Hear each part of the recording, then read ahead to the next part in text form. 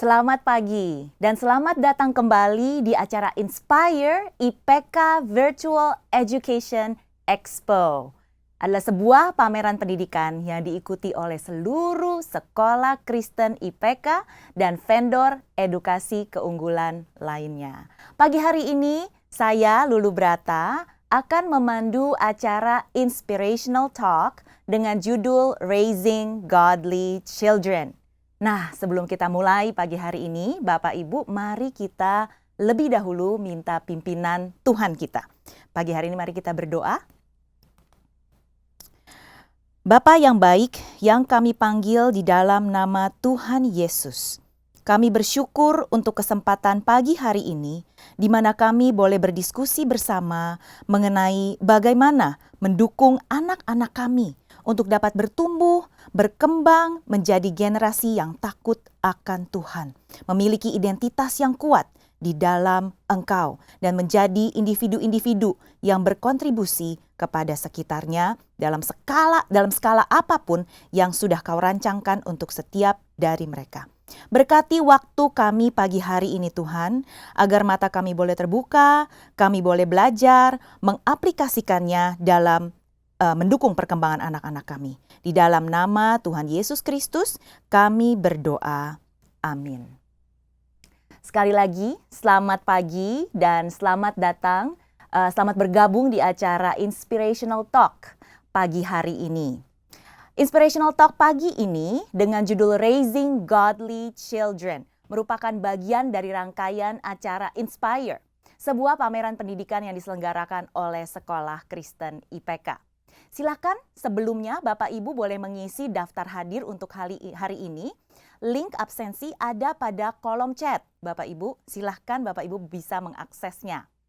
Dengan melakukan absensi, Bapak Ibu otomatis terdaftar sebagai peserta undian dan berhak mendapatkan kesempatan meraih grand prize dengan total hadiah hingga 15 juta rupiah. Wow! Pemenang undian grand prize akan diumumkan pada closing ceremony pada hari ini, tanggal 13 November pukul 15.45. Bapak Ibu jangan lupa cepat-cepat mengisi daftar hadir. Bagi Bapak Ibu yang saat ini juga sedang mempersiapkan pendidikan anak-anak, mungkin sedang memilih sekolah, silakan kunjungi School Expo kami yang berada di Exhibition Hall. Dapatkan penawaran menarik di booth Sekolah Kristen IPK seperti potongan uang sumbangan dengan total hingga ratusan juta rupiah. Kunjungi juga Education Expo dan nikmati penawaran menarik dari para vendor edukasi yang sudah bergabung di Inspire. Caranya gampang.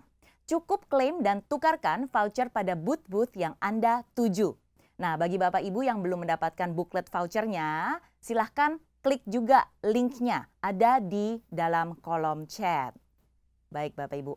Bapak Ibu, selain Exhibition Hall, Bapak Ibu juga bisa mengunjungi nih ke main hall untuk melihat karya-karya pilihan dari kontes yang kami selenggarakan. Luar biasa banyak kreasi anak-anak kita Bapak Ibu. Bapak Ibu juga bisa mengunjungi art gallery untuk lihat hasil karya dari murid-murid IPK. Nah, tanpa berlama-lama lagi, pagi hari ini sudah ada bersama-sama dengan kita Dr. Magdalena Pranata Santoso. Beliau adalah Dekan Fakultas Keguruan dan Ilmu Pendidikan Universitas Kristen Petra sejak tahun 2016 dan baru saja dilantik kembali dengan masa bakti sampai dengan tahun 2025. Beliau juga adalah pendiri Sekolah Teologi Kristen Pelangi Kristus yang berdiri sejak tahun 2003 dan melayani murid-murid kelas basic yang kecil-kecil sampai dengan kelas 12. Beliau kami kenal dengan panggilan akrab Ibu Magda. Mari kita sapa bersama. Selamat pagi Ibu Magda. Selamat pagi, Shalom Ibu Bapak, Ibu Lulu Barata, Tuhan memberkati. Selamat pagi, senang sekali untuk kesempatan ini Ibu Magda, di mana kita bisa berbincang-bincang bersama juga dengan Bapak Ibu sekalian yang menghadiri acara kita pagi hari ini untuk mengupas sebuah topik yang sangat menarik Ibu Magda, Raising Godly Children. Wow, Di tengah-tengah dunia yang modern ini, bagaimana peran orang tua dan sekolah dalam mempersiapkan sebuah generasi yang hidup takut akan Tuhan? Bapak Ibu, Ibu Magda akan sedikit membagikan dan memaparkan mengenai hal ini. Karena itu tempat dan waktu saya berikan kepada Ibu Magda. Silahkan Ibu Magda. Baik, terima kasih Ibu Lulu Barata. Saya bersuka cita dan berterima kasih kepada Tuhan karena mendapatkan kesempatan dan kehormatan untuk boleh melayani Ibu Bapak dengan semua guru-guru IPK dari manapun, di daerah manapun, dan juga boleh berbagi apa yang saya percaya itu merupakan kehendak Tuhan bagi pendidikan anak-anak kita menurut prinsip Alkitab. Jadi perkenankan saya sekarang mulai share screen ya. Nah, apakah sudah nampak?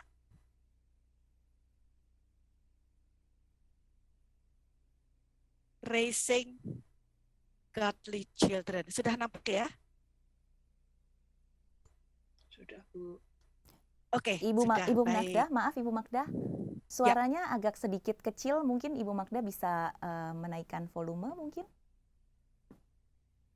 Begini, apakah jelas? Sudah jelas? Sudah sepertinya. Sudah lebih jelas? Iya, sudah lebih jelas Ibu. Baik, terima kasih Bu. Oke, baik. Baik, ya. Kita hidup pada zaman di mana kondisi dan keadaan ini tidak bisa kita reka, tidak bisa kita duga. Ya. Artinya kita mempunyai yang namanya kecemasan. Ketika kita ingin bisa membesarkan dan mendidik anak-anak kita dengan baik dan aman, ternyata kita hidup dalam sebuah revolusi industri 4.0. Nah, hal ini sungguh-sungguh cemaskan banyak orang. Karena terjadi begitu banyak perubahan di dalam revolusi industri 4.0 ini. Perubahan-perubahan itu menyebabkan ada gap antara orang tua, generasi X, Y, atau generasi yang berbeda dengan anak-anak kita yang lahir pada generasi alfa. Perbedaan memahami realita, perbedaan untuk memaknai realita, perbedaan cara berpikir, karena perubahan yang terjadi dalam proses anak-anak kita itu sangat berbeda dengan proses ketika kita dulu dibesarkan. Ditambah dengan adanya pandemi yang memaksa sebagian besar aktivitas itu dilakukan dengan protokol kesehatan, dilakukan secara daring, dan bentuk komunikasi sudah tidak sama lagi. Kemudian ada kebijakan yang diberlakukan di Indonesia yang menurut keyakinan saya ini kebijakan yang sangat baik, yaitu memberikan kesempatan bagi murid-murid untuk betul-betul atau bagi anak-anak kita untuk mereka boleh mengalami proses belajar yang merdeka dalam pengertian seperti apa yang menjadi keunikan setiap anak dan murid kita. Berarti ada banyak sekali perubahan-perubahan. Ada kecemasan. Apakah orang tua bisa mengawal, mendampingi dengan tepat? Sehingga orang tua itu butuh kepastian bahwa apa yang dilakukan itu benar dan mengarahkan anak-anak kepada sebuah masa depan, mempunyai profesi yang bisa membuat kita kalau menutup mata itu tenang, ya. Kurang lebih seperti itulah bayangan kebanyakan orang tua. Kalau kita membesarkan anak kita atau memilih sekolah, kita pasti memikirkan tentang apakah ini proses yang tepat untuk anak saya, proses yang tepat untuk anak kami. Bahwa melalui pendidikan yang saya jalankan sebagai orang tua dan melalui proses pendidikan yang nanti berpartner dengan sekolah Kristen yang lain, apakah itu akan memberikan kepastian di tengah-tengah kecemasan, apakah ada jawaban yang pasti untuk masa depan dan profesi anak-anak kita? Ketika kita berorientasi pada kondisi dan juga berorientasi pada ekspektasi, maka yang didapat memang adalah kecemasan dan yang dibutuhkan adalah kepastian. Hari ini kita akan memikirkan satu komponen yang penting. Kita tidak berbicara mengenai ekspektasi, kita tidak berbicara mengenai situasi, tapi kita berbicara mengenai komitmen kita. Nah, ini penting. Artinya, ketika sebagai orang tua kita memutuskan berhubung situasi, kondisi, dan ekspektasi tidak bisa memberikan kepastian. Tetapi ketika kita berfokus pada kebenaran Tuhan yang absolut dan kita berkomitmen untuk menerapkannya, disitulah pengharapan yang pasti. Sebab kepercayaan dan iman kita kepada Tuhan tidak akan pernah mengecewakan. Jadi, pada hari ini saya mengundang kita sebagai orang tua untuk terus pada komitmen kita. Ketika kita berkomitmen untuk menjalankan kebenaran Tuhan, yaitu kita mau melaksanakan atau menjalankan keluarga sesuai dengan hati Tuhan. Karena apa? Karena Alkitab mengatakan ya di dalam Mazmur 127. Ketika Tuhan itu menjadi pusat komitmen kita sebagai yang mengawal kita, yang memimpin kita, yang bersama kita, maka Tuhan yang menetapkan bahwa setiap anak adalah milik pusaka Tuhan. Mazmur 127 ayat 3. Maka kita akan menjadi orang yang berbahagia. Ayat yang kelima, berbahagialah orang yang telah membuat penuh tabung panahnya dengan semua itu. Karena anak-anak adalah milik pusaka daripada Tuhan dan buah kandungan adalah suatu upah. Jadi ketika kita berpegang kepada Tuhan yang akan menjadi pusat kita, menjadi fokus kita, menjadi yang kita andalkan, maka yang kita bawa adalah komitmen kita di hadapan Tuhan. Bagaimana kita boleh menjalankan keluarga kita dan kita mengatakan, oke, orang tua mempunyai sebuah misi. Misi dari komitmen. Jadi komitmen keputusan hati kita untuk melakukan kebenaran Tuhan dalam rangka mendidik anak kita, dalam rangka menjalankan pernikahan kita, dan kita akan menjalankan keluarga sesuai dengan hati Tuhan, yaitu kita mau raising godly children. Nah, apakah yang paling penting menurut prinsip kebenaran Tuhan di dalam Alkitab? Markus 12 ayat 29 sampai 31 yang dikutip oleh Tuhan Yesus berdasarkan Ulangan 6 ayat 4 sampai 9. Bahwa ketika kita sebagai orang tua berkomitmen menjalankan kebenaran Tuhan dalam mendidik anak-anak kita, maka kurikulum utama dalam pendidikan anak kita adalah menolong anak-anak untuk mereka dari kecil bahkan sejak dalam kandungan. Mereka boleh dididik, mereka boleh mengalami proses dalam hidup seumur hidup mereka sampai mereka tidak lagi di dalam asuhan dan pendidikan kita pada waktu mereka sudah dewasa. Yaitu yang Tuhan katakan dengan jelas dalam Ulangan 6 ayat 4 sampai 9 dan dikatakan oleh Tuhan Yesus di dalam Markus 12 ini bahwa mengasihi Tuhan dengan segenap hati, jiwa, akal budi, dan kekuatan itu merupakan pusat dari pendidikan Kristen untuk anak kita. Mengapa? Karena Tuhan menciptakan manusia dengan sebuah tujuan yang mulia.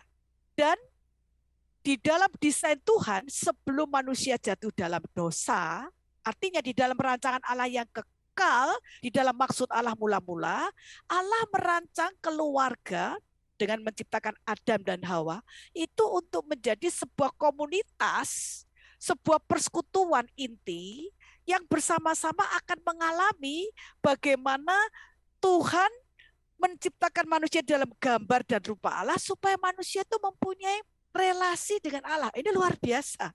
Jadi kalau ditanyakan ya sebenarnya apa sih tujuan hidup manusia? Yaitu mengalami tujuan Allah menciptakan kita. Sebenarnya begitu sederhananya. Jadi kalau ditanyakan, untuk apa saya hidup? Untuk apa anak-anak kita hidup? Untuk apa kita hidup? Jawabannya, untuk mengalami apa yang menjadi tujuan Allah menciptakan kita. Dan ketika Allah menciptakan kita dalam gambar dan rupa Allah, Allah itu mau supaya kita mengalami Dia, berelasi dengan Dia, menikmati relasi dengan Dia. Dan itu diterjemahkan di dalam keluarga. Papa, mama saling mengasihi. Anak-anak menjadi buah hati orang tua. Lalu bersama-sama mengalami kasih Allah melalui keluarga. Ini harus menjadi sebuah pemahaman yang jelas, pasti, dan tidak boleh berubah. Sebab kalau ini menjadi sesuatu yang inti dan menjadi komitmen, maka anak-anak kita akan bertumbuh ke arah godly children. Dan bukan menjadi anak-anak yang nanti mengasihi dunia. Karena apa? Karena ketika dari kecil dididik untuk mengasihi Tuhan, arah hatinya akan mengasihi Tuhan. Sehingga ketika dunia hadir dengan segala macam nilai-nilai yang bertentangan dengan kehendak Tuhan karena dunia sudah jatuh dalam dosa, anak-anak itu sudah punya basis, sudah punya dasar untuk mengatakan, no, saya mau memilih mengasihi Tuhan dengan segenap hati, segenap jiwa, akal budi, dan kekuatan. Jadi, kalau kita memperhatikan di dalam Ulangan 6 ayat 4-9, di situ Tuhan memberikan firman dengan jelas bahwa orang Israel, umat pilihan Allah, orang-orang percaya, Israel perjanjian baru, Israel zaman anugerah kita sekarang, believers, itu diajarkan demikian. Kita harus mengasihi Tuhan Allah dengan segenap hati, segenap jiwa, segenap kekuatan, segenap akal budi, dan kemudian mengajarkan kepada anak-anak. Jadi proses dan metode untuk menjalankan kurikulum inti tadi adalah orang tua harus mengasihi Tuhan lebih dahulu. Nah ini nomor 1. Ini bukan PR loh ya. Ini kewajiban. Ini kewajiban kita. Bukan PR yang boleh dikerjakan dan boleh tidak dikerjakan. Tapi ini adalah kewajiban utama orang tua. Bukan membesarkan anak, bukan mencari uang untuk anak, bukan untuk membuat anak hidup nyaman, tetapi kewajiban orang tua yang pertama adalah bagaimana orang tua dapat memberikan hidupnya sebagai sebuah model tentang bagaimana mengasihi Tuhan. Dan ketika orang tua gagal menjadi model bagi anak untuk belajar bagaimana mengasihi Tuhan, dan bukannya bagaimana, tetapi termotivasi mengasihi Tuhan, dan bukannya termotivasi, memutuskan untuk mengasihi Tuhan melalui melihat teladan hidup orang tua. Jadi apa yang harus dikerjakan oleh orang tua pertama? Sebelum berpikir mengenai raising our children to be godly children, orang tua harus berkomitmen, Tuhan, hari ini kami mau membuka diri di hadapan Tuhan. Apakah kami ketika dulu berkomitmen untuk menjadi suami istri yang mengasihi Tuhan, itu kami terapkan dengan kami sebagai suami istri saling mengasihi sampai dengan hari ini. Sampai kami mempunyai anak yang pertama, kedua, ketiga, keempat, kelima, dan seterusnya. Bahwa komitmen kami untuk mengasihi Tuhan dengan segenap hati, jiwa, akal budi, dan kekuatan, itu kami ekspresikan dalam relasi kami dengan Tuhan kepada suami, kepada istri. Dan kasih itu harus nyata, sedemikian jelas sehingga anak-anak bisa melihat dan merasakannya, terinspirasi, termotivasi, terdorong, dan melakukan komitmen yang sama. Ini adalah bagian yang amat fundamental, amat penting, tetapi juga sekaligus yang paling sulit. Karena ketika ini tidak menjadi komitmen utama dan sudah tergeser atas nama kesibukan, tidak punya waktu, dan sebagainya, sehingga hari ini ketika kita menguji diri kita sebagai orang tua, tiba-tiba kita sadar, kita tidak sedang mengasihi Tuhan dengan segenap hati, segenap jiwa, segenap akal budi, segenap kekuatan. Karena apa? Karena indikatornya adalah ketika kita mengasihi Tuhan dengan segenap hati, jiwa, akal budi, dan kekuatan, kita akan mengekspresikan kepada orang-orang terdekat kita. suami, istri, dan anak-anak. Dan orang-orang yang Tuhan bawa dalam hidup kita.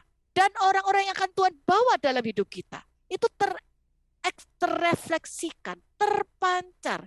Bukan sebagai sebuah aktivitas atau sebagai sebuah tugas. Tetapi itu sebagai sesuatu yang natural. Sesuatu yang otomatis akan muncul. Karena apa? Karena kita sedang dalam proses mengasihi Tuhan seumur hidup kita. Ini bagian pertama yang penting. Karena itu, ketika kita sudah memahami ini, prinsip orang tua di dalam raising godly children adalah menerapkan Alkitab. Alkitab diterapkan sebagai dasar. Kita banyak sekali mengikuti seminar-seminar, kita banyak sekali mengikuti dan membaca buku-buku, kita banyak sekali bisa belajar dari video atau film tentang hal-hal pendidikan anak. Tetapi komitmen kita sebagai orang tua Kristen ketika kita berkomitmen raising godly children adalah the word of God. Artinya, kita tidak akan menerapkan yang bukan prinsip Alkitab, satu. Kedua, kita hanya menerapkan ketika itu adalah diterangi firman Tuhan, didasarkan firman Tuhan, dan mengikuti prinsip firman Tuhan. Itu sebabnya sebagai orang tua, ketika kita memilih partner kita ada dua. Satu, gereja. Dua, sekolah Kristen. Waktu kita memilih partner kita untuk mendidik anak-anak kita untuk menjadi godly children, kita memilih gereja dan sekolah yang punya komitmen dan prinsip yang sama. Nah, ini ada masalah.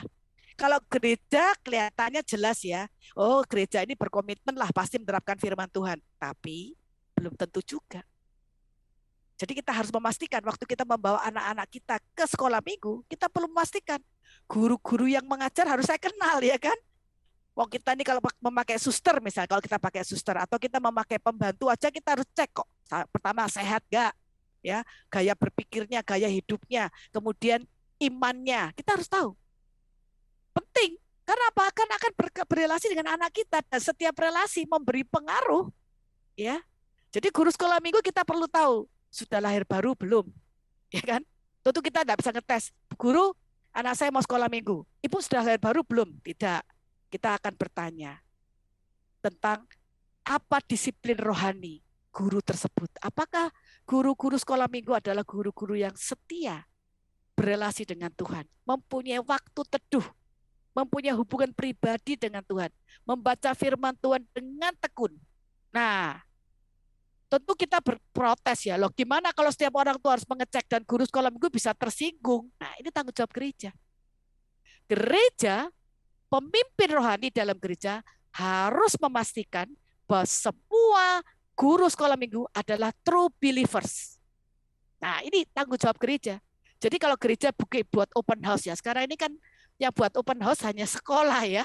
Gereja jarang buat open house, paling-paling pengumuman di warta, pengumuman hari Minggu, tolong bawa anak ke sekolah Minggu. Tapi orang tua tidak diberitahu profilnya, ya kan? Misalnya, guru sekolah Minggu kami adalah orang-orang yang sudah menerima Tuhan Yesus sejak tahun sekian sampai tahun sekian. Mereka mempunyai keluarga yang baik dan dapat menjadi teladan. Begini, begitu kan harusnya begitu. Ada open house-nya, ada cerita apa saja kegiatan di sekolah Minggu.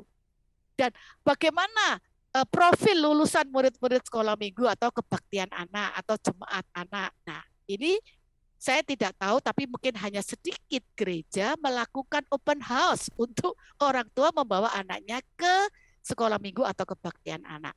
Nah, hari ini kita berhadapan-hadapan dengan sekolah IPK. Ya, IPK berkomitmen menjadi sekolah Kristen untuk menolong anak-anak bertumbuh di dalam prinsip kebenaran firman Tuhan untuk menjadi godly children.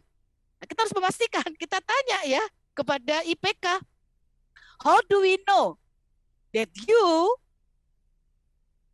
have a curriculum based on the Bible untuk menolong anak-anak kami godly children. Nah, ini hanya orang tua. Sama seperti kita membawa anak kita ke gereja dan ke sekolah. Nah, saya percaya sekolah ini namanya iman, pengharapan, dan kasih. Namanya bagus ya. Dulu saya nggak tahu kalau IPK itu singkatan. Ternyata namanya bagus. Dan saya harap nanti ada kesempatan untuk sekolah memberitahu kepada kita bagaimana sekolah itu akan raising ya, mendidik anak-anak untuk menjadi godly children. Nah, sekarang kita kembali kepada bagaimana. Kalau kita bilang prinsip Alkitab itu sangat benar, tapi sangat umum. Bagaimana penjelasannya? Yang pertama, Tuhan itu menjadi pusat keluarga Kristen. Jadi anak-anak tuh harus sering dengar tuh. Orang tua bilang, anak, kita butuh Tuhan memimpin hidup kita hari ini. Supaya apa yang kita lakukan itu berkenan di hadapan Tuhan. Dan kalau kita terpikir hal-hal yang tidak benar, Tuhan mengingatkan kita. Nah, sekarang Papa berdoa untuk kita semua. Lalu berdoa bersama. Jadi anak-anak tahu bahwa keluarga itu menempatkan Tuhan, memosisikan Tuhan sebagai pusat. Nah, tentu saja bukan hanya satu kegiatan, tetapi begitu banyak kegiatan sehingga anak-anak itu meresume ya, menafsirkan, menyimpulkan di dalam pemikiran mereka yang jujur. Oh, orang tua saya ini menghormati Tuhan. Nah, ini tes untuk orang tua. Kira-kira anak-anak kita ini melihat nggak bahwa orang tua menghormati Tuhan? Ya, orang tua harus dengan sengaja mendesain sebuah proses. Jadi tidak boleh hanya sebuah ceramah. Nak, percaya Tuhan ya. Tuhan Yesus juru selamat ya. Nak, baca Alkitab ya. Enggak. Orang tua harus mendesain proses. Jadi proses belajar anak ini harus bersama orang tua. Dalam sebuah proses yang anak itu ikut, bukan berdasarkan instruksi. Karena yang namanya proses itu anak ikut dengan motivasi hatinya, dia ikut dengan senang. Nah, itu baru proses. Kalau tidak, itu bukan proses, tetapi itu mekanistis, bersifat instruksi. Jadi jangan heran ya kalau ada orang tua tanya, kenapa anak saya dulu saya bawa sekolah minggu, saya suruh baca Alkitab, tapi sekarang dia jadi ateis misalnya. Pertanyaannya, apakah pada waktu kita menolong anak-anak, mereka itu berproses atau mereka hanya ikut instruksi? Nah, ini penting.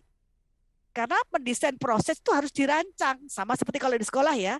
Guru kan membuat RPP. Orang tua harus punya. Walaupun nggak ditulis. Tapi harus dirunding papa mama. Apa ya prosesnya?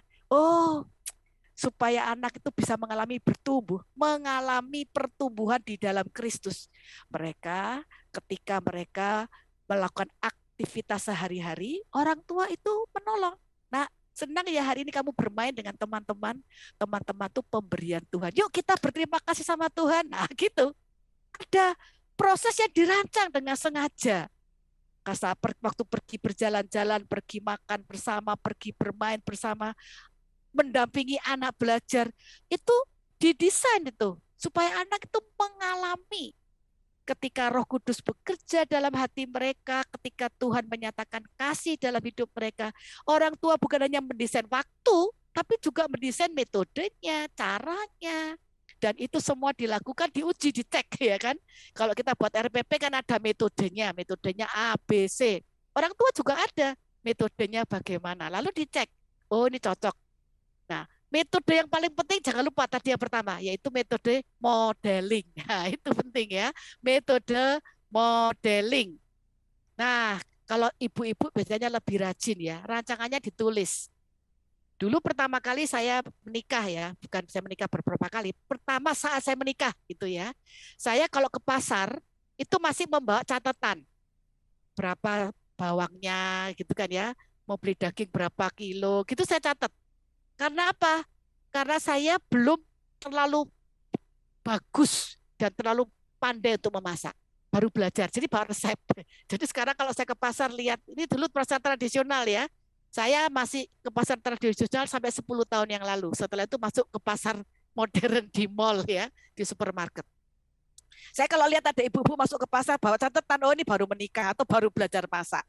Tapi setelah kira-kira beberapa bulan, saya tidak perlu membawa kertas, tapi di dalam sini ada rancangannya, ya. Jadi ada rencana karena kita mau melakukan yang terbaik dan rencana itu menjadi sesuatu yang akan kita jalankan sesuai dengan visi kita dan kita bawa dalam doa. Jadi kalau doa malam ya, suami istri bersama dengan anak, kita kasih tahu, Tuhan kasih Kevin dan kasih Elizabeth dalam kehidupan keluarga papa mama. Kamu itu buah hati Tuhan. Nih, di Mazmur 127, kamu ini buah hati Tuhan dan buah hati papa mama. Kamu disayang sama Tuhan lalu dititipkan di dalam perutnya mama, dititipkan dalam hatinya papa dan hatinya mama. Dan kamu lahir dan kami cinta sama kamu. Sebab pertama-tama Tuhan cinta sama kamu. Kami punya cita-cita untuk kamu.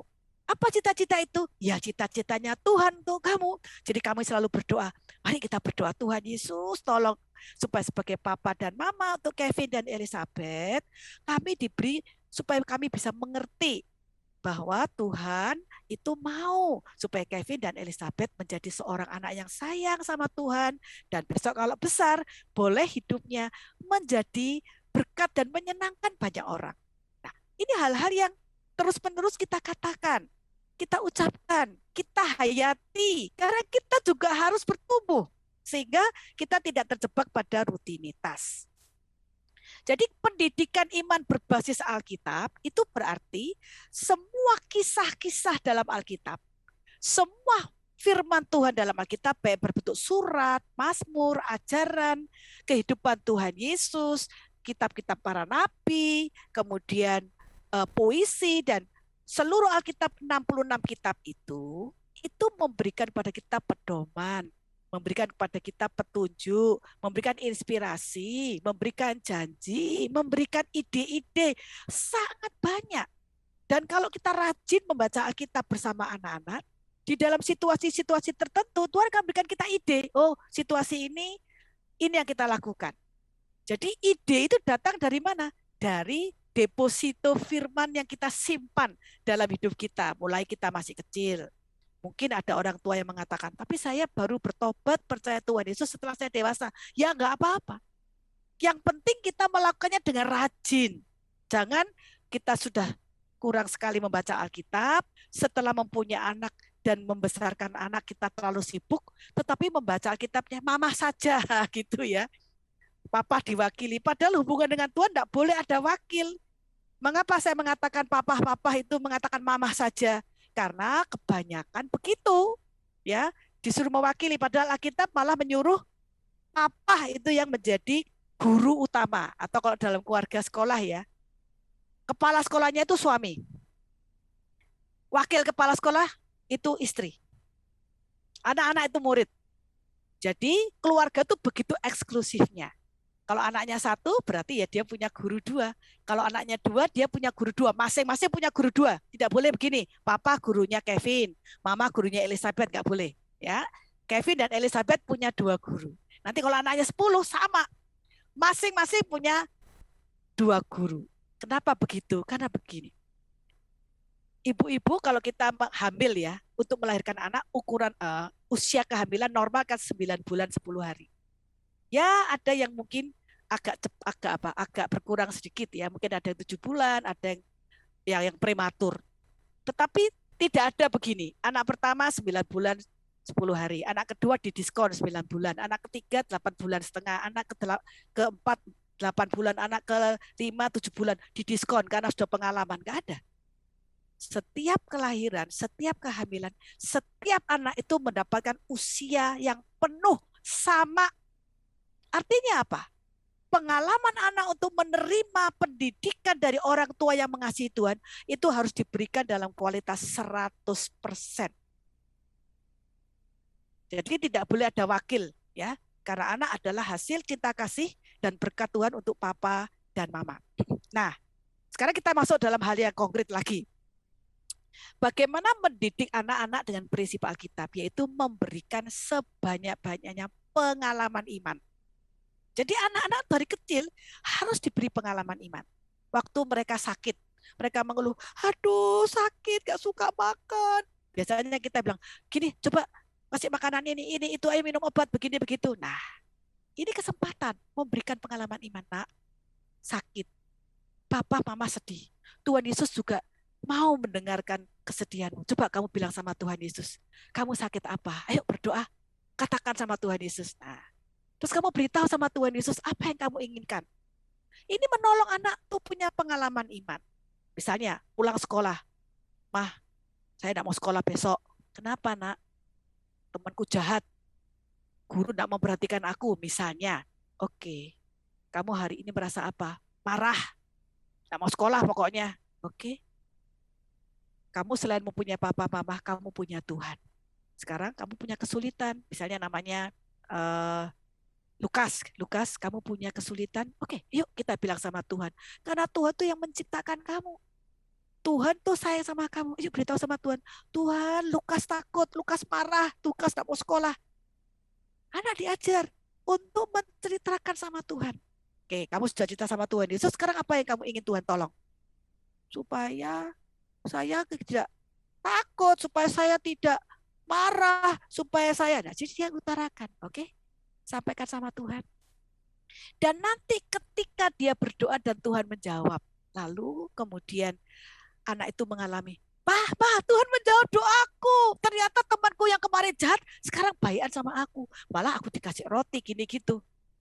Yuk kita berterima kasih sama Tuhan ya. Tuhan begitu baik. Tuhan Yesus, terima kasih. Tuhan sudah menolong Lukas. Bisa mengampuni, bisa melepas rasa marah. Bahkan sekarang Lukas juga bisa menerima kebaikan dan seterusnya dan seterusnya. Memberikan sebanyak-banyaknya. Termasuk kalau orang tua punya kesulitan. Ya, tentu saja tingkatan kesulitan kita sebagai orang tua kepada anak yang kita bagi itu mengikuti umur anak.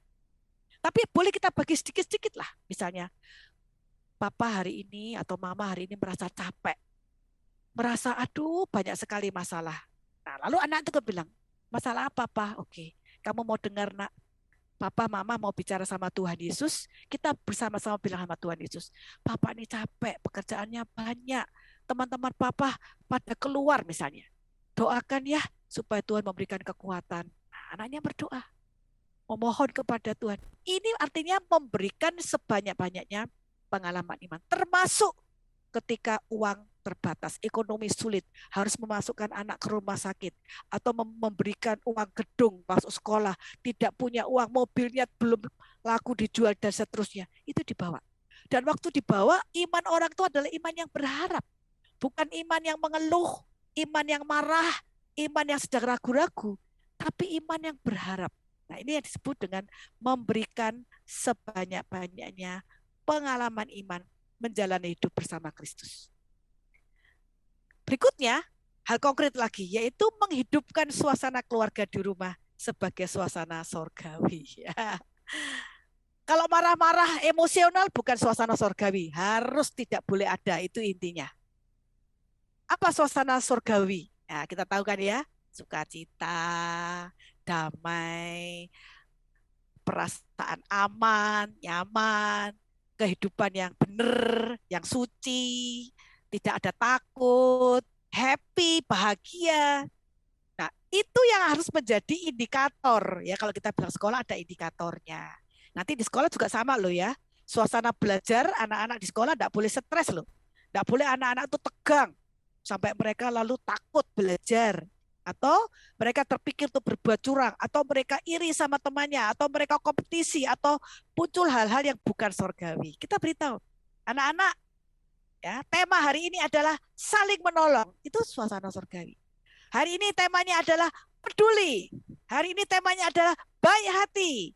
Hari ini temanya adalah memaafkan. Nah, itu tema-tema yang bisa kita buat. Jadi papa mama jadi model, dia punya tema-tema. Tema bisa 1 bulan, bisa 1 minggu, bisa tiap hari. Dan tema ditentukan oleh saat teduhnya papa mama. Tapi ada tema tahunan misalnya. Ya, tahun ini adalah tahun bertumbuh dalam karakter sabar misalnya. Nah, ini menolong untuk proses bertumbuh dan menghidupkan suasana keluarga di rumah sebagai suasana surgawi. Kadang-kadang dalam keluarga kita bisa mengalami namanya kepanikan. Ada kepanikan, ada kecemasan, ada kekhawatiran, ada pengen marah, ada konflik, ada perasaan tidak berdaya, ada perasaan putus asa. Itu bisa muncul di dalam situasi tertentu orang tua. Lalu gimana dong suasana surgawi? Wajah kita wajah murung ya kan? Kita berdoa, Tuhan Yesus, Engkau mempertemukan saya dengan pasangan saya, suami atau istri, untuk menjadi sekolah kehidupan bagi kami dan anak-anak kami. Tolong Tuhan, saya sedang putus asa. Tolong Tuhan, saya sedang panik. Tolong Tuhan, saya sedang marah. Tolong Tuhan, saya sedang konflik. Saya sedang ABCD. Tuhan, tolong saya. Itu pertama. Lalu dengan iman kita lalu mengatakan, Tuhan, saya ingin hari ini saya memberikan berkat surgawi untuk anak-anak kami, untuk pasangan yang saya cintai, yaitu kesabaran. Kalau kita berdoa dengan sungguh-sungguh loh ya, baru berdoa saja hatinya sudah tenang.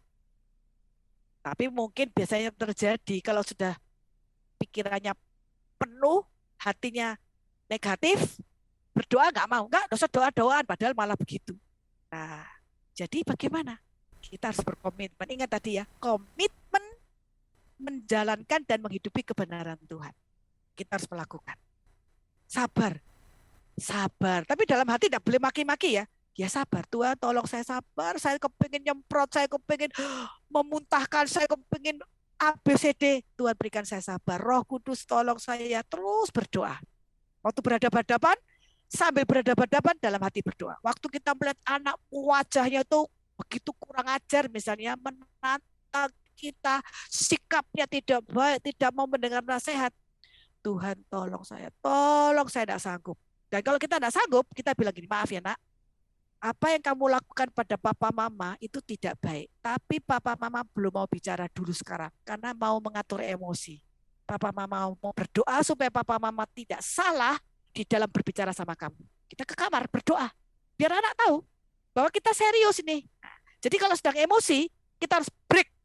Pastikan ya, remnya harus pakem. Gigi 1, gigi 2, gigi 3, gigi 4, break. Kita yang tahu emosi kita. Kita pegang komitmen kita break. Kalau salah satu tidak bisa menguasai emosi, yang satu berdoa. Tuhan tolong ini suami saya lagi emosi. Tuhan tolong mungkin lagi emosi sampai memukuli anak. Kalau terjadi begitu. Dan ini tidak boleh terjadi. Tidak boleh terjadi. Tapi kalau sampai terjadi, harus secepat mungkin, segera mungkin rekonsiliasi. Tidak pernah ada hal yang akan membenarkan orang tua melakukan disiplin fisik dengan kekerasan, dengan emosi negatif. Tidak akan pernah ada alasan untuk membenarkan. Nah, menghidupkan suasana keluarga di rumah dengan suasana surgawi. Nggak sulit ya, asal kita komitmen. Dan ini tema-tema kita ya, tentang menjadi keluarga Kristen yang takut akan Tuhan. Tadi juga sudah didoakan oleh Ibu Lulu Barata, menghormati kekudusan Tuhan. Ini penting sekali temanya. Jadi supaya keluarga kita ini suami istri itu setia. Tidak ada perzinahan, tidak ada orang ketiga. Tidak ada pikiran mau bercerai, tidak ada pikiran menyesal menikah sama kamu, tidak ada pikiran menyesal punya anak kamu. Semua itu menghormati kekudusan Tuhan, percaya di dalam Tuhan ada pemulihan, ada pengampunan, ada pengharapan. Itu harus menjadi tema-tema kemenangan kita. Lalu bagaimana dong kalau sekarang saya sudah single parent, suami saya sudah tidak setia, istri saya tidak setia, saya pernah jatuh. Tetap ada pengharapan dan pengampunan. Kita bisa memulai sesuatu yang baru. Jangan pernah menyerah. Karena Tuhan juga tidak pernah menyerah dengan kita. Tuhan Yesus itu sengaja pergi ke Samaria untuk bertemu dengan seorang perempuan yang bahkan tidak punya keinginan untuk hidupnya dipulihkan. Tuhan menghampiri dia, menawarkan, maukah kamu air kehidupan? Hari ini sebagai hamba Tuhan, perkenankan saya menyampaikan suara Tuhan Yesus 2000 tahun yang lalu. Ketika menghampiri pasangan, entah suami entah istri, yang sudah terjatuh, Tuhan menawarkan kepada keluarga yang sudah salah mendidik anak, kepada orang tua yang mungkin sudah tidak secara serius menerapkan pendidikan berbasis Alkitab. Tuhan menawarkan, maukah engkau menerima air hidup? Mungkin ada yang berkata kepada kita, saya sudah pernah bertobat, saya sudah pernah mengikuti namanya menjadi orang laki-laki sejati, menjadi wanita bijaksana dan sebagainya. Tapi saya kok jatuh lagi. Jangan pernah menyerah, terus datang sama Tuhan. Seorang Petrus yang berkomitmen sungguh-sungguh setia pada Tuhan, dia pernah jatuh. Dia pernah menyangkal Tuhan Yesus, padahal dia sudah janji sungguh-sungguh. Dia sungguh-sungguh berjanji loh, gak main-main. Tapi dia bisa jatuh. Dan Tuhan menghampiri dan mengatakan, Petrus, maukah engkau mengasihi aku lebih dari semua? Dan Tuhan yang sama menghampiri kita dan bertanya, apakah engkau mau mengasihi Tuhan dengan segenap hati, segenap jiwa, segenap akal budi, dan segenap kekuatan? Tidak kebetulan Ibu Bapak mengikuti sharing firman Tuhan hari ini, God Raising Godly Children. Memang tujuannya mula-mula untuk anak-anak kita, tapi sebenarnya dimulai dari kita. Keluargaku milik Kristus itu harus menjadi sebuah pengakuan iman. Dan Tuhan Yesus sebagai kepala keluarga. Saya perlu memastikan bahwa seringkali kita mengatakan suami kepala keluarga. Atau kalau kita ini suami ya, suami adalah kepala keluarga. Konsep Alkitab tidak mengatakan begitu. Alkitab mengatakan Kristus kepala jemaat, kepala keluarga, umat yang ditebus Kristus. Dan kepala suami, suami kepala istri. Jadi suami kepala istri, betul, istri tunduk pada suami. Tapi Kristus kepala keluarga. Suami istri tunduk pada Kristus. Jadi suami di dalam ketundukan kepada Kristus merefleksikan Kristus. Maka suami tidak boleh mengepalai istri sebagai yang terutama dalam keluarga. Tetapi suami dalam penundukan kepada Kristus merefleksikan Kristus. Dan itu artinya suami sebagai kepala Kristus. Dan istri tunduk kepada suami. Seperti jemaat tunduk kepada Kristus. Dalam hal ini anak-anak harus bisa melihatnya. Nah, sekarang secara cepat saya akan menjelaskan pendidikan keluarga dengan prinsip 5. Sola gratia, yaitu menghargai anugerah Tuhan dan mengandalkan anugerah Tuhan. Kedua, masih soal gracia, contohnya adalah ketika kita menerapkan pendidikan yang bersyukur, bukan komplain, tapi grateful. Keluarga yang tangguh, keluarga yang menerapkan kesetiaan, keluarga yang menerapkan pengampunan. Ya, nanti kalau ada pertanyaan saya akan memberikan contoh-contohnya ya. Di sini saya agak cepat karena saya ingin berikan kesempatan untuk tanya jawab. Kedua adalah pendidikan keluarga menerapkan sola fide. Berarti seluruh keluarga harus sampai kepada sebuah keyakinan. Memang Alkitab itu firman Tuhan dan menjadi dasar iman kita. Harus itu. Tidak boleh salah satu, hanya suami saja atau istri saja.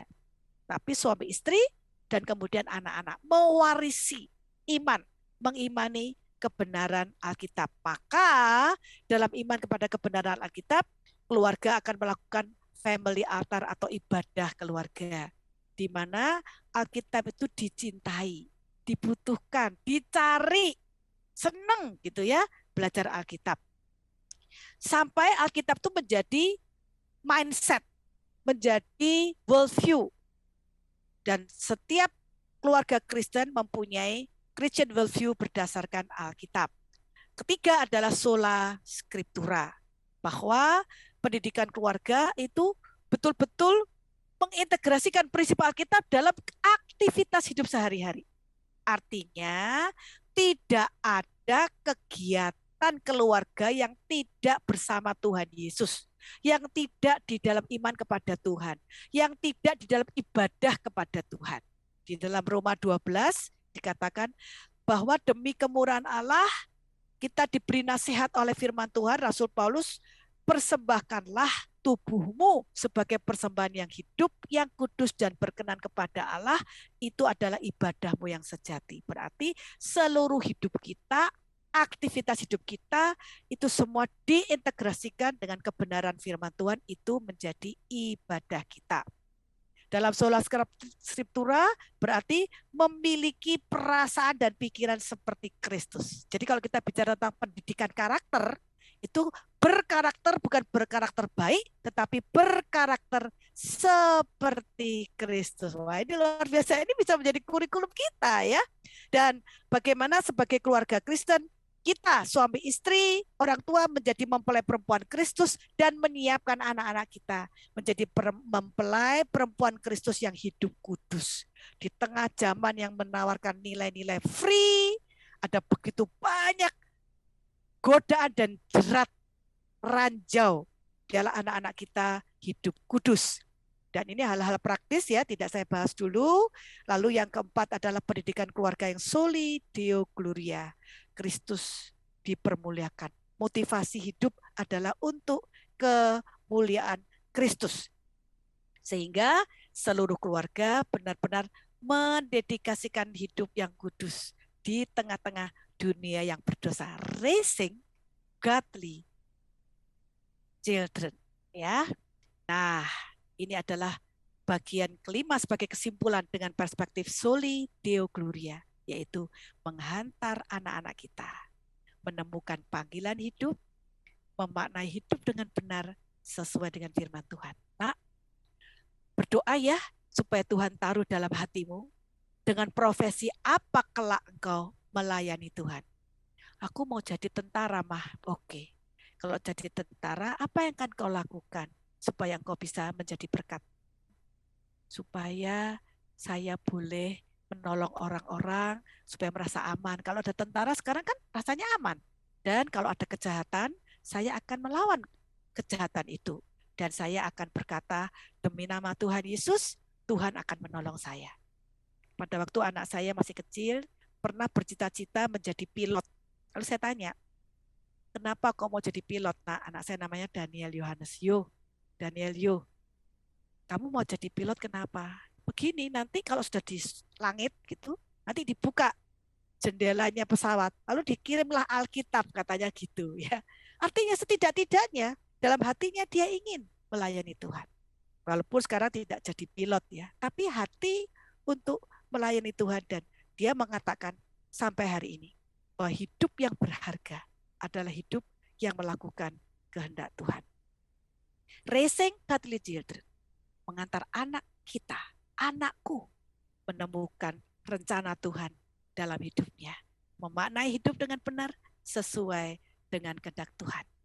Biarlah anugerah dan berkat Tuhan memberikan kita orang tua kuasa, memberikan kita guru-guru Kristen kuasa untuk menjadi berkat bagi anak-anak kita, bagi murid-murid kita, hidup kudus, mengasihi Tuhan seumur hidupnya di tengah dunia yang mengabaikan Tuhan.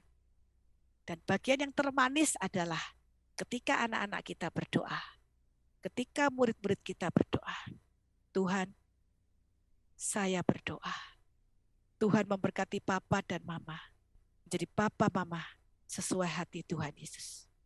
Tuhan memberkati guru-guru, menjadi guru-guru Kristen sesuai hati Tuhan Yesus. Amin. Tuhan memberkati. To God be the glory. Baik, wow, luar biasa. Pagi hari ini saya banyak belajar, Ibu Magda dan juga Bapak Ibu sekalian.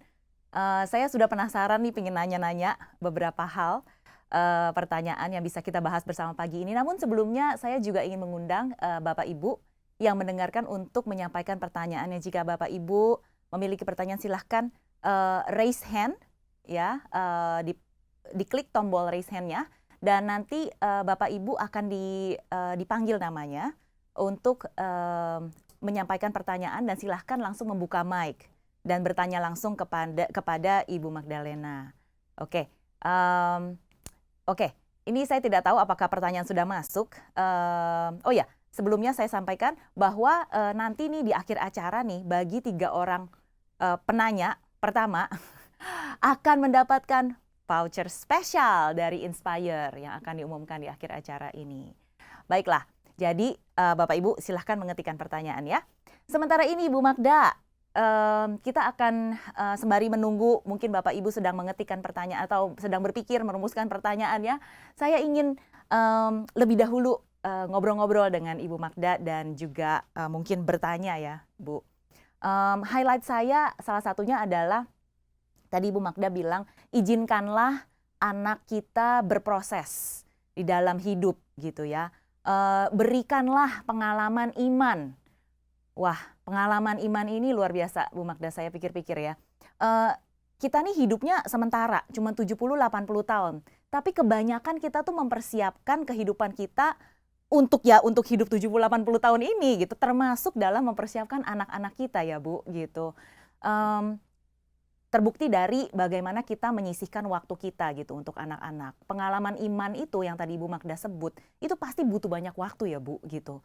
Nggak bisa gitu anak-anak kita terbuka kalau kita nggak spend time atau memberikan waktu kita yang banyak kepada anak-anak kita. Sementara dunia ini juga terus berputar seperti yang kita tahu, terutama untuk orang tua yang berkarir dalam hidupnya, dua-duanya kerja misalnya.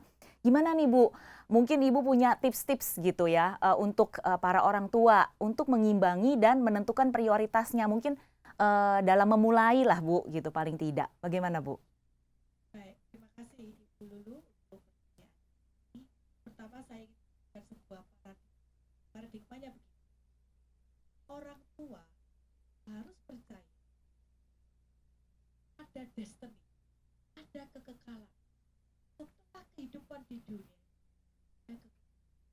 Sehingga perjalanan hidup di dunia harus dijalani dalam perspektif kekekalan.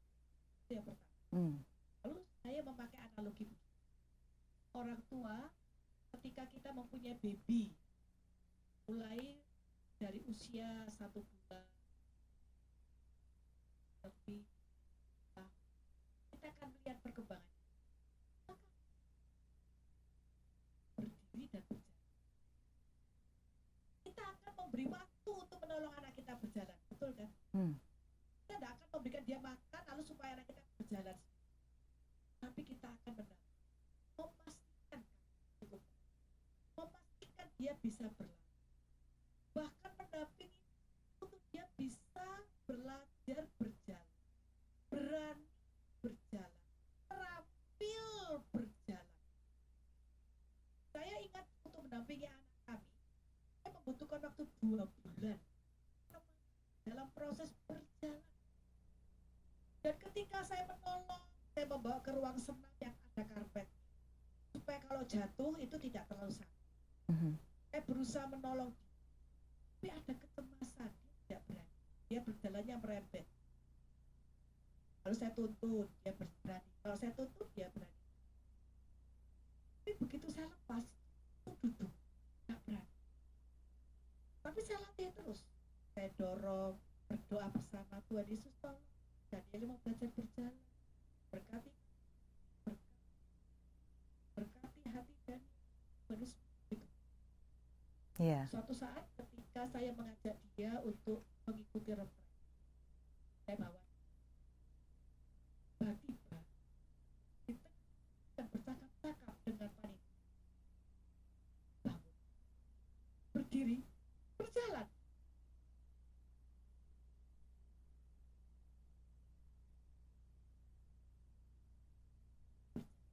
Iya.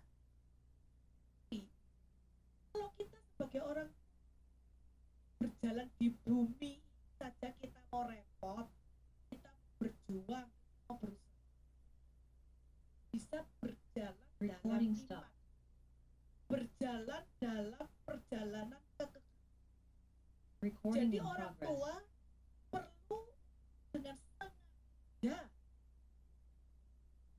seperti menyiapkan untuk mendorong anak. Persoalannya adalah berjalan kaki itu kelihatan kita menyiapkan waktu, tapi berjalan dalam iman itu tidak kelihatan dari hati dan perspektif kita.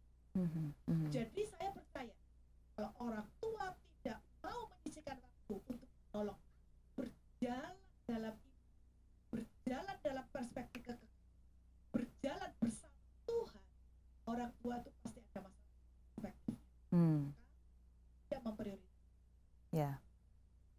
Wow. Saya kira tidak ada orang tua yang mengatakan begini, saya serahkan bantu saya untuk mengajar berjalan.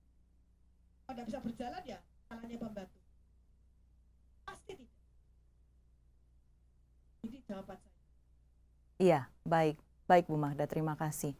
Wow, iya memang perspektif kekekalan ini ya Bu ya, gitu. Yang kadang kita tidak ngeh gitu, karena kita nih nggak bisa melihat seperti tadi Ibu Magda bilang, tidak kelihatan gitu ya. Itu yang kita harus mungkin cek dan recheck setiap harinya sebagai orang tua ya Bu, untuk kita bisa mengarahkan prioritas kita ya. Terima kasih Bu Magda buat penjelasannya dan tipsnya. Pagi hari ini ada Bapak Suryadi yang sudah mengangkat tangannya. Bapak Suryadi silahkan mengajukan pertanyaan Bapak, open mic dan silahkan Pak.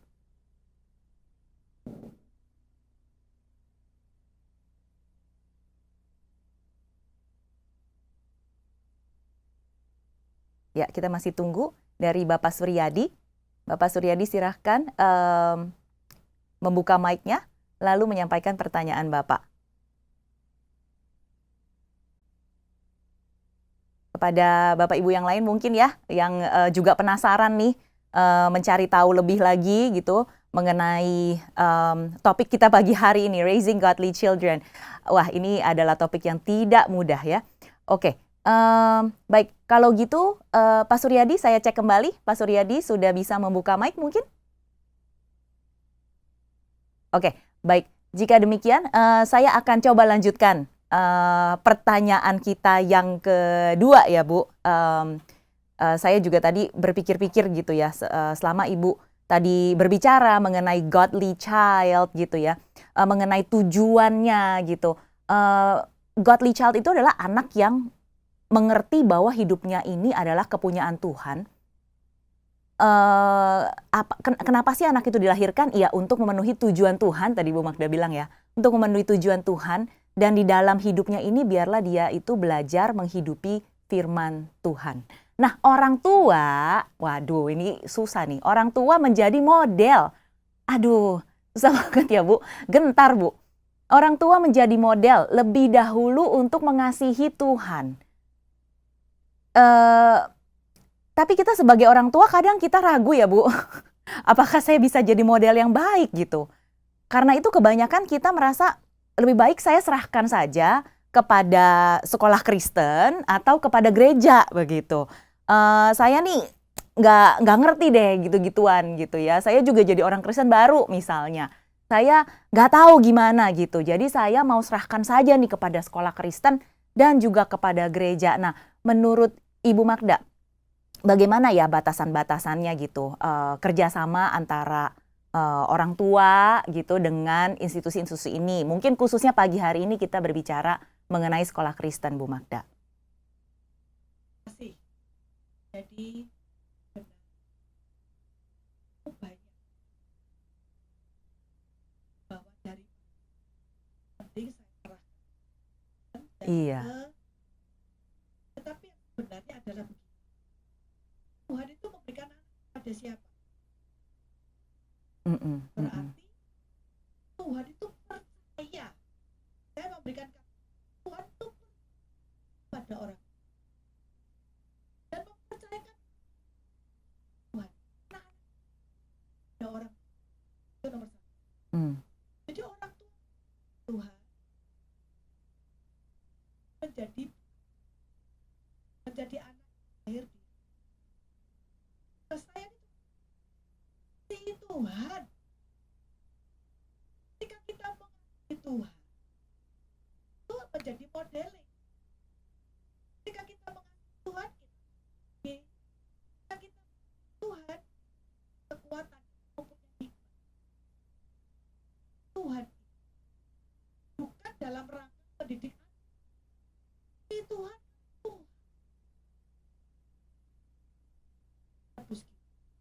jadi ini disebut dengan komitmen.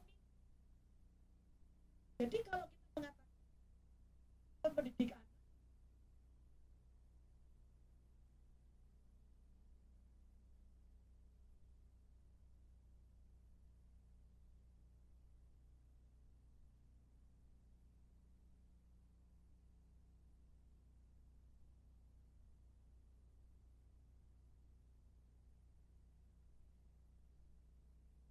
Iya. jiwa kekuatan. Markus 12 ayat 20 bertambah dan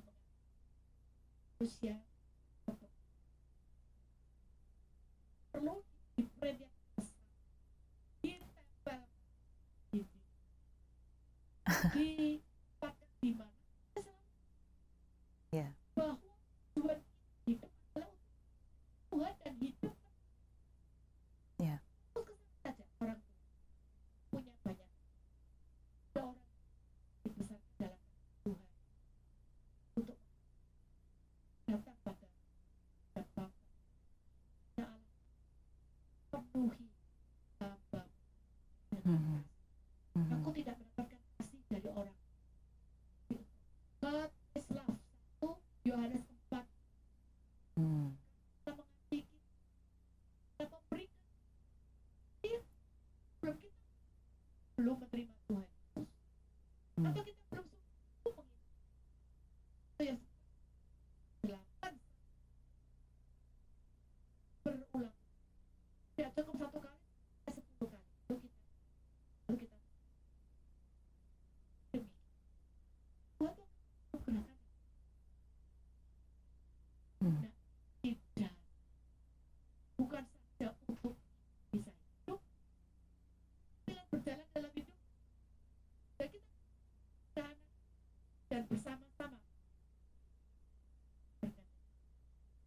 berjalan bersama Tuhan dalam arti hidup kasih itu sama berjalan. Ya. Jadi menyangkut sekolah kan Ya. benar-benar jadi sahabat orang Hmm. bukan jadi babysitternya orang untuk mengasuh anak. Mhm. Mhm. Mhm. Sahabat. Ya. Jadi sekolah jangan mau jadikan babysitter. Inti. Ya. Jadi murid ya ibu kan Ya. ibu bilang "Maaf ya Bu Lulu bukan babysitter sahabat orang harus menjadi sahabat Ya. kan? Betul, betul. Nah, gitu. Iya, ya, baik. Jadi di satu sisi kita harus melihat hubungan kita dulu ya Bu dengan Tuhan ya. Kita harus periksa dulu seberapa kita mengasihi Tuhan nih gitu. Iya. Iya, dan memang betul Bu. Jadi kita memang juga peran sekolah Kristen itu bukan hanya penitipan anak ya Bu ya. Tapi lebih kepada partner atau ya teman sejalan gitu untuk bisa betul sahabat dalam membangun anak-anak ini. Karena itu antara sekolah Kristen dengan orang tua ya kita harus benar-benar sering saling ngobrol ya Bu artinya ya. Punya hubungan yang baik ya Bu ya. Gitu. Bukannya salah-salahan. Karena saya juga orang tua murid Bu gitu kan ya. Jadi kadang Harus percaya. betul, nah itu dia, itu inti katanya sih Bu. Menurut saya membangun sebuah kepercayaan di dalam hubungan antara orang tua dengan sekolah itu. Jadi orang tua juga harus percaya sama sekolah, sekolah juga harus percaya bahwa orang tuanya nih sayang loh sama anaknya gitu kan. Dan benar-benar memang selalu untuk kebaikan anaknya. Baik, kami sudah mendapatkan pertanyaan dari Pak Suryadi tadi susulan, bagaimana mendidik anak dalam Tuhan jika pasangan tidak seiman atau apatis soal iman? Begitu Bu pertanyaannya. Ketika kita dalam perjalanan Hmm. bisa saja begini, tidak seiman terjadi setelah menikah baru kita atau tapi pasangan Ya. atau dari awal anggap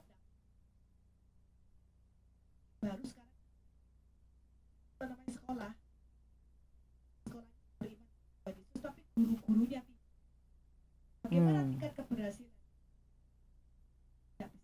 Tidak bisa juga tidak nihil. Jadi tidak boleh menyerah ke sekolah dan tetap posisi sekolah dan gereja menjadi sahabat. Saya bisa dapat sahabat seperti bisnis atau apa. Ya. Seperti ada urusan dan sudah dibayar melakukan tugas masing-masing. Tapi kalau sahabat itu tak ada relasi.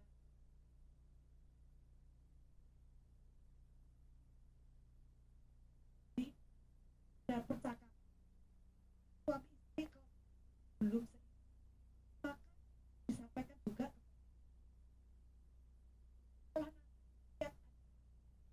perlu dibantu untuk anak bisa berkomunikasi personal dengan mengetahui konteks. Lalu untuk pasangan bisa mengerti bahwa kalau itu suami buat doa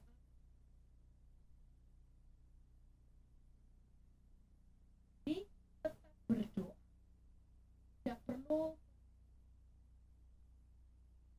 berdoa supaya dalam pergumulan pasangan bisa baik ya. Namun perlu berani untuk menolak ketika yang bertentangan dengan iman.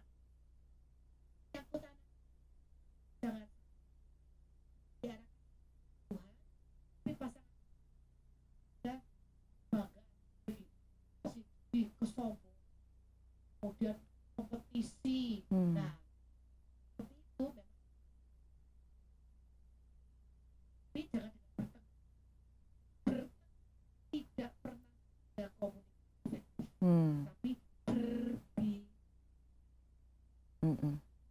mudah-mudahan menjawab ya. Iya Bu, karena memang anak kita terus melihat ya, memperhatikan bagaimana kita juga menyelesaikan sebuah masalah begitu ya. Jadi kalau kita malah jadi bertengkar gitu, itu juga tidak menjadi berkat ya buat anak kita ya. Oke, baik. Pak Suryadi, terima kasih sekali untuk pertanyaannya. Pak Suryadi akan mendapatkan sebuah voucher dari ICC. ICC adalah IPK Counseling Center. Nanti kami akan hubungi Pak Suryadi lebih lanjut mengenai hal tersebut. Baik, ada pertanyaan lagi Ibu Magda dari Pak Jeko. Pak Jeko, silahkan Pak, boleh open mic dan silahkan menyampaikan langsung pertanyaan Bapak. Oke, terima kasih Bu Lulu. Selamat pagi. Halo Bu Magda. Terima kasih untuk yang sudah diberikan ya Bu.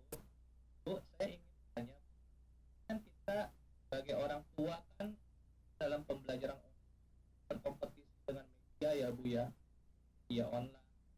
Bagaimana caranya kita tuh bisa membawa kan lebih kayak gitu ya. Tadi kan Ibu sudah memberikan sebanyak-banyaknya kepada anak. Jadi segala yang sudah disampaikan itu ya untuk memberikannya kepada anak. Tetapi aku lebih tertarik dengan media seperti itu. Nah itu bagaimana ya Bu caranya bisa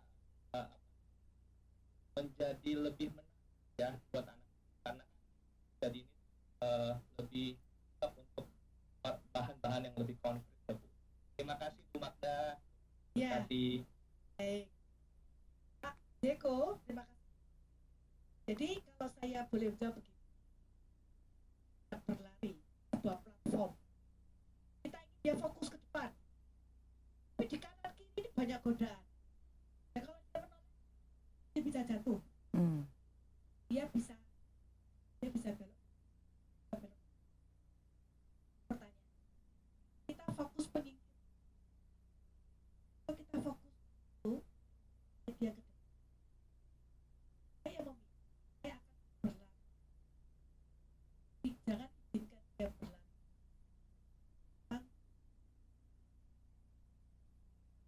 Berlari banyak gerak dan seperti orang berjalan dan harus fokus. Ada banyak suara yang berjalan membuat dia goyah.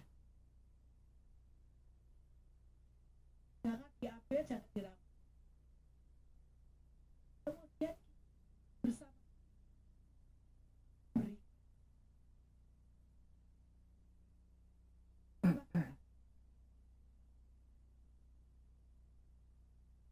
Satu game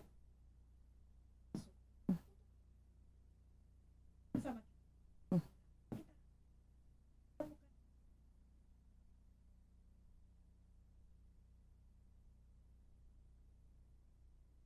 Temukan berjalan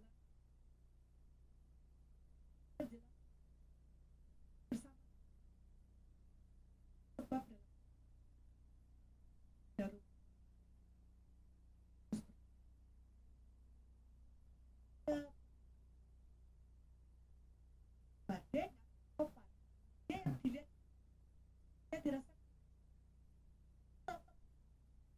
lalu kalau dia tidak dianggap jadul, dianggap ketika dianggap bukan anak zaman sekarang, jadul buat dia kan persahabatan buat dia.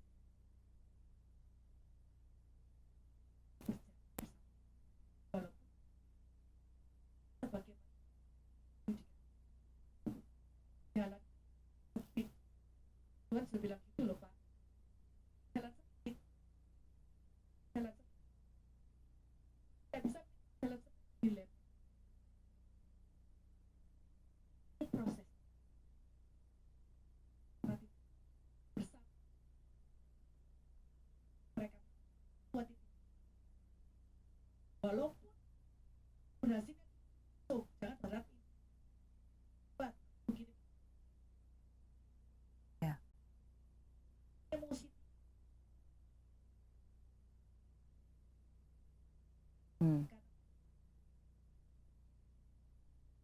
Sehat. Doa terus menjalani bersama, menangis bersama dia. Kalau kamu menolak itu yang tidak baik. Jadi satu kali bikin ya konseling, bagaimana dia galauan terus menjadi orang dia di antara teman-teman. Ya. Dia jatuh dan sebagaimana macam bagaimana tidak berbuka dua. Kalau di sekolah ikut, di rumah ikut dengan orang tua, dia jadi foto. Di sekolah maksudnya bukan dalam proses belajar sekolah loh. Di waktu prosesnya terjadi di jadi dalam Deko itu saja bagi saya sudah apresiasi dan jangan merasa tidak bisa. Tuhan jalan bersama kita. Sulit kita lakukan. Tuhan terus dengan tekun forgive. Ada anak begitu. Kalau kamu berjalan untuk Tuhan itu mungkin tentang papa mama kamu dan papa mama mungkin berhadapan papa mama hidup ini itu akan Yesus berjalan bersama. Fokus sama Tuhan. Berkhotbah sedikit, berkhotbah, bersahabat, menjadi konselor, bermain bersama, ya begitu, bermain peran. Ya Bu, terima kasih. Tuhan kuatkan. Oke, Amin Bu, amin. terima kasih banyak Pak Jeko buat pertanyaannya. Luar biasa, jadi intinya kita berjalan bersama dan jangan lupa libatkan Tuhan. Jangan lupa kita minta kekuatan dari Tuhan, karena saya ngebayangin tadi pas Ibu Magda sebutkan gitu ya, berjalan di sebuah platform gitu ya. Pasti kita saat anak kita menghadapi sebuah masalah atau apapun itu, kita sebagai orang tua pingin banget menolong gitu. Kita pingin banget jadi saviornya gitu ya, jadi penyelamatnya lah gitu ya. Tapi di satu sisi tadi Ibu Magda juga bilang mengenai proses gitu ya, proses iman itu. Jadi kita harus gimana ya, punya hikmat ya Bu ya, untuk memang memberikan Tuhan kesempatan dan waktu untuk memproses anak kita gitu ya Bu ya. Iya, baik. Ada pertanyaan terakhir Ibu Magda dari Ibu Dian. Ibu Dian silahkan Ibu Dian untuk membuka mic dan langsung menanyakan. Mungkin Ibu Magda bisa menjawab dengan singkat karena juga waktunya sudah semakin dekat. Baik Ibu Dian silahkan.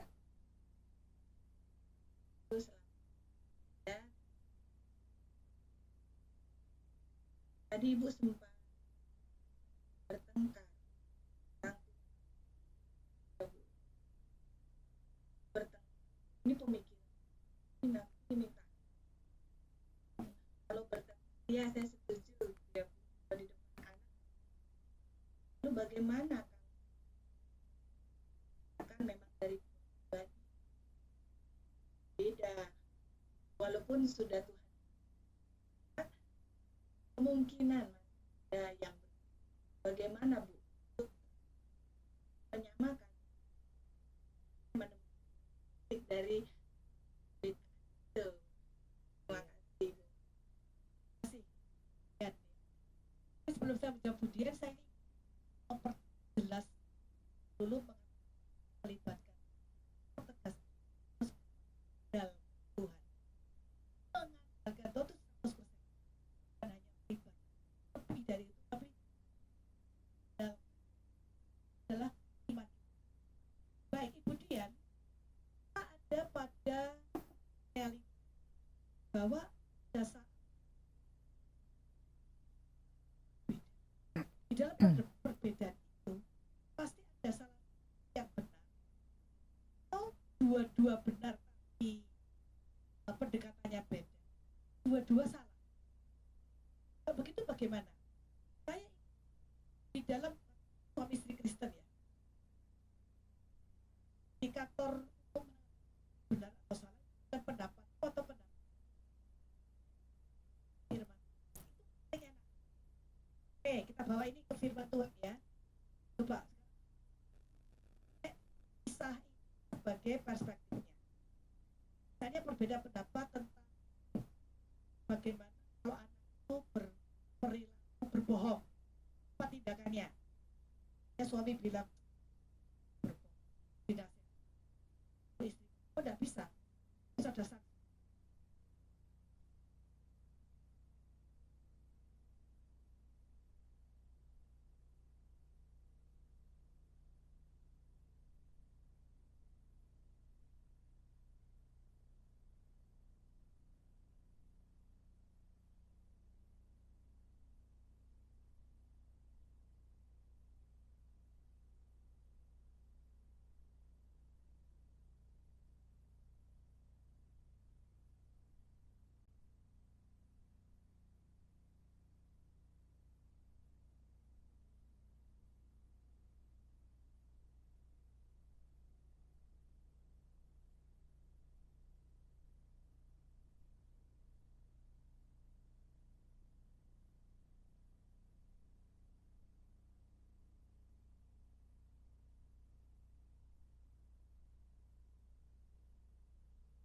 Itu bisa sebagai sebuah dialog yang terbuka. Kita pendapat, kita beritahu kenapa dia mengatakan dia perlu dapat konsekuensi. Dia tahu bahwa biar di firman Tuhan itu serius. Kalau dibiarkan, kan memberikan pemikiran dalam diri bahwa berbohong satu kali di dunia ini banyak orang berbohong. Dia akan bahkan berbohong kalau berbohong itu banyak orang. Iya, ya, itu dianggap dosa biasa. Karena kita pilih yang mana? Kita bilang apa?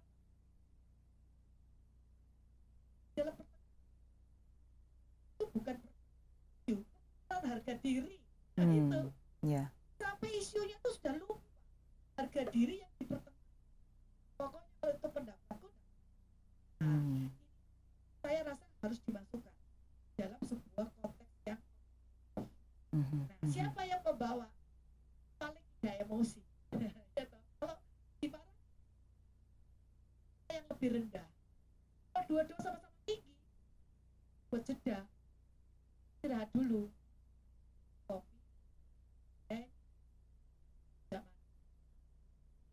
Setelah itu sudah tenang ya, kita berdoa, mau berdiskusi. Jadi semua itu di dengan kalau datang kita beritahu saya siap berdebat, siap berbeda. Suami selesai. Kalau sekarang, jadi jangan mengikuti desain orang emosi. Siapa? Ya,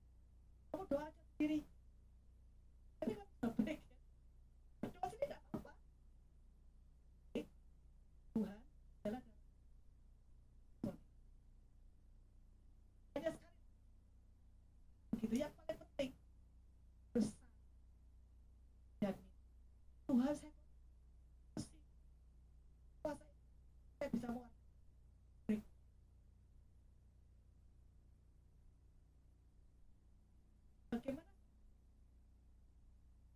beda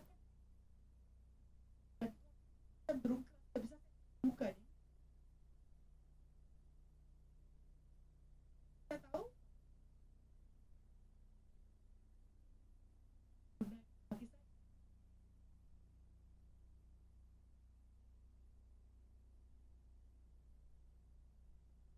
gimana aja dia ngomong itu kadang-kadang terima lalu emosinya naik. Terus tapi jangan dengan gaya rendah.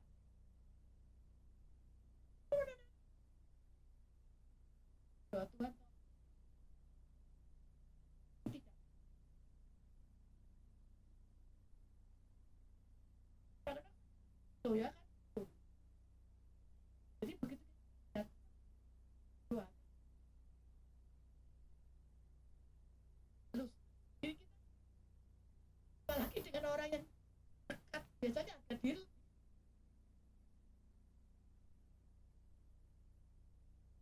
berdoa deal begitu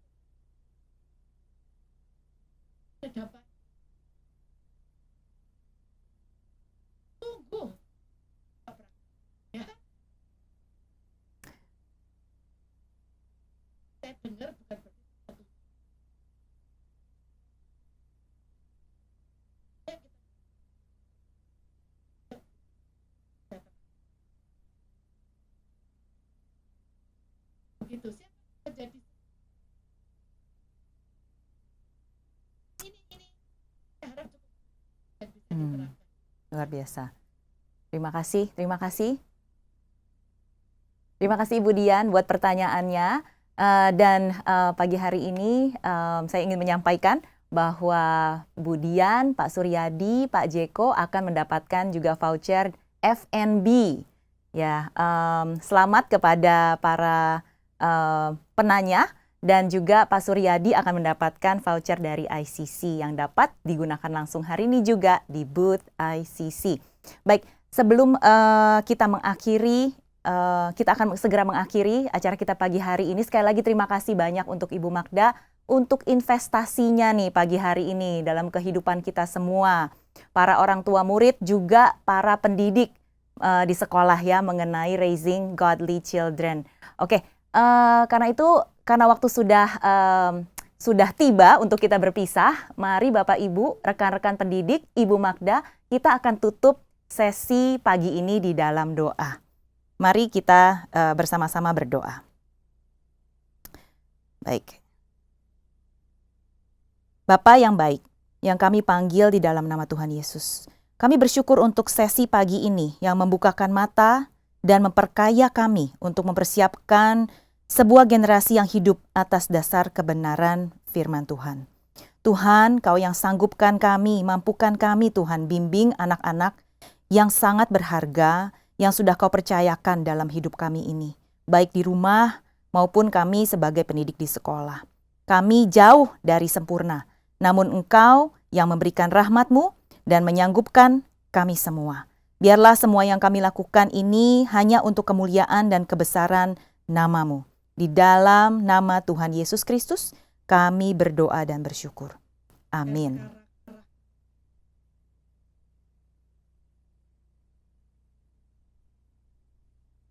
Sayang dari damai sejahtera putra juru selamat, pertolongan, penyertaan dan penghiburan dan memberkati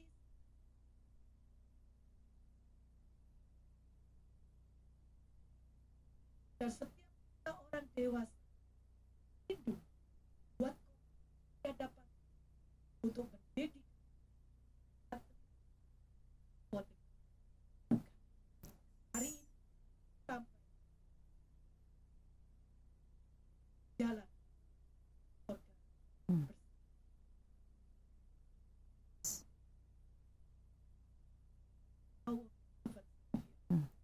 Pray. Amen. Terima kasih banyak.